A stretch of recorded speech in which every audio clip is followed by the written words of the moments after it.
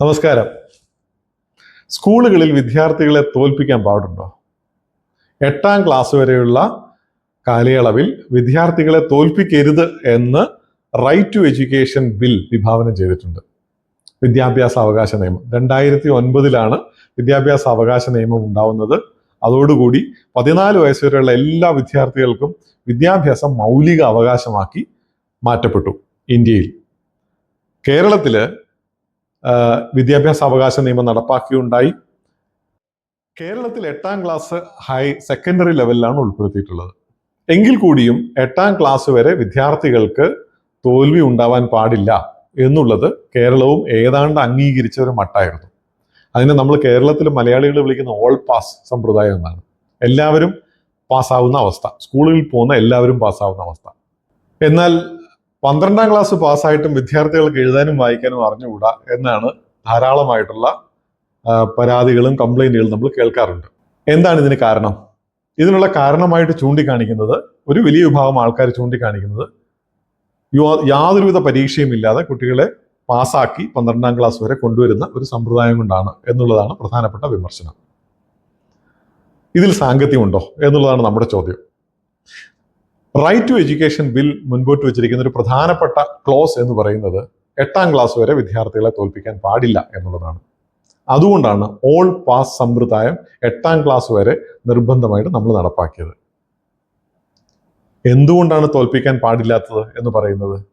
കാരണം 8ാം ക്ലാസ്സിന് മുൻപ് ഒരു കുട്ടി തോറ്റാൽ ആ കുട്ടിക്ക് പഠനം നിർത്താനുള്ള ഒരു താല്പര്യമുണ്ടാവും, അല്ലെങ്കിൽ പഠനം നിർത്താനുള്ള ഒരു ടെൻഡൻസി ഉണ്ടാവും.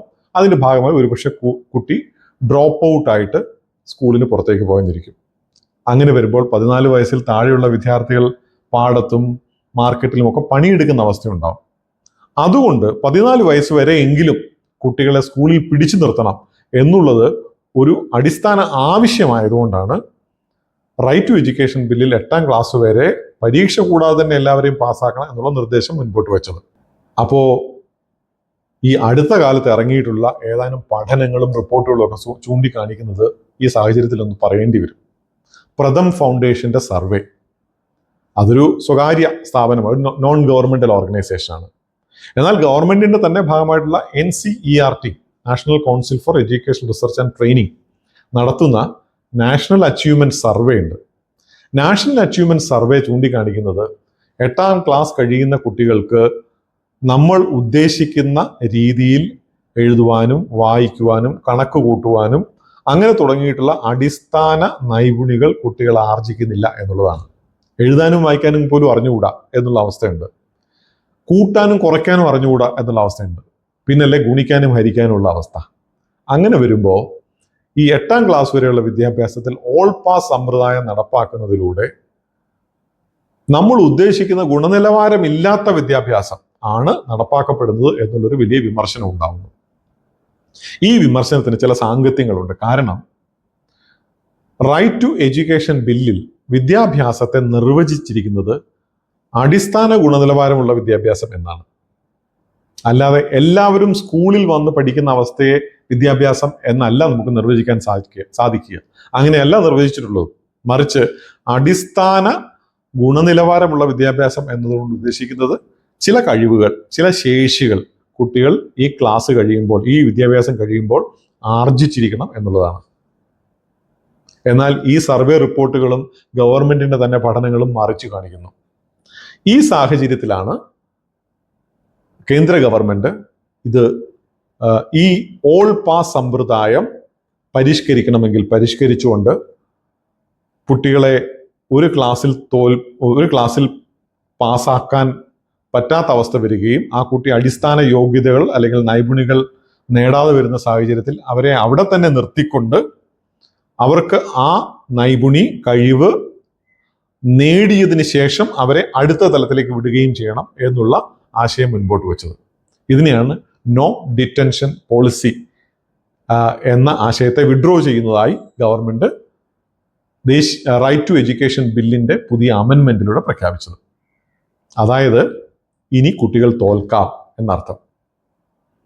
5ലും 8ലും പരീക്ഷകൾ നടത്താം എന്ന് പുതിയ അമെൻമെന്റ് മുൻപോട്ട് വയ്ക്കുന്നു. അതിനു മുൻപ് പരീക്ഷകൾ നടത്താം കേട്ടോ, അതിന്റെ അടിസ്ഥാനത്തിൽ തോൽപ്പിക്കാൻ പാടില്ല എന്നുള്ളതാണ്. എന്നാൽ ഈ തലങ്ങളിൽ പരീക്ഷ നടത്തി അവർക്ക് ആർജിക്കേണ്ടുന്ന കഴിവുകൾ അവർ ആർജിച്ചിട്ടില്ലെങ്കിൽ അവരെ അവിടെ തന്നെ നിർത്തി ആ കഴിവുകൾ നേടിക്കൊടുത്തതിന് ശേഷം അടുത്ത തലത്തിലേക്ക് വിടുക എന്നുള്ളതാണ് ചർച്ച, എന്നുള്ളതാണ് പുതിയ അമെൻമെന്റ്. ഇതാണ് കേരളത്തിലും വലിയ ചർച്ചയായിക്കൊണ്ടിരിക്കുന്നത്. അപ്പൊ അതുകൊണ്ട് തോൽപ്പിച്ചാൽ ഗുണനിലവാരം ഉണ്ടാവുമോ എന്നുള്ളൊരു ചോദ്യം ഇവിടെ പ്രസക്തമാവുന്നുണ്ട്. തോൽപ്പിച്ചാൽ ഗുണനിലവാരം ഉണ്ടാവുകയില്ല.